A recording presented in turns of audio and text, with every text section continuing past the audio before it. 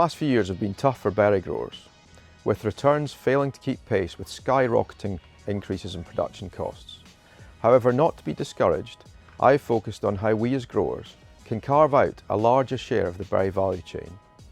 Focusing on breeding, production and marketing, I travelled to the US and Canada, Norway, the Netherlands, Japan, Singapore, Australia, New Zealand and not forgetting the UK.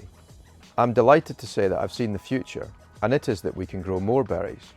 We can grow bigger, sweeter, more nutritious berries, and most importantly, I believe we can also do it more profitably. Let's start with breeding. In New Zealand, Julian Rain explained the amazing story of the Sun Gold kiwi fruit. Sun Gold are higher yielding, more disease resistant and sweeter than the traditional green varieties. This is an example of massive gains from breeding, and I believe we can do the same in berries. Traditional programs are starting to use molecular marker and genomic prediction technology to speed up the breeding process. In the Netherlands, Lim Group and others are close to perfecting breeding strawberries from seed. Desirable characteristics such as flavour and berry size are fixed in mother lines, and when crossed the resulting F1 hybrid combines the best of these. When I was in the UK, I visited Professor Cathy Martin at the John Innes Centre in Norfolk. Cathy has used gene editing to alter the metabolic pathway in tomatoes so that they can produce vitamin D. This is a first for any plant, and just 4 of these so-called biofortified tomatoes gives us our recommended daily requirement of vitamin D. By harnessing such new breeding techniques, I believe that we can emulate the Sun Gold kiwi fruit and produce bigger, sweeter and higher yielding, more nutritious berries. While I was in the Netherlands, I was asked the intriguing question, is the tomato grower of today the strawberry grower of tomorrow? The Dutch have pioneered large-scale intensive glasshouse systems which allows them to produce phenomenal yields very efficiently.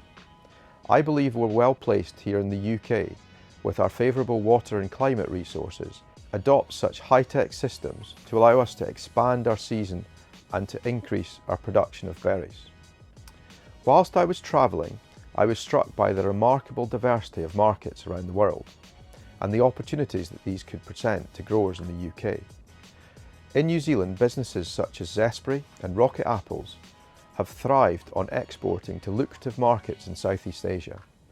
I believe we can adopt this global mindset and expand our reach and profitability.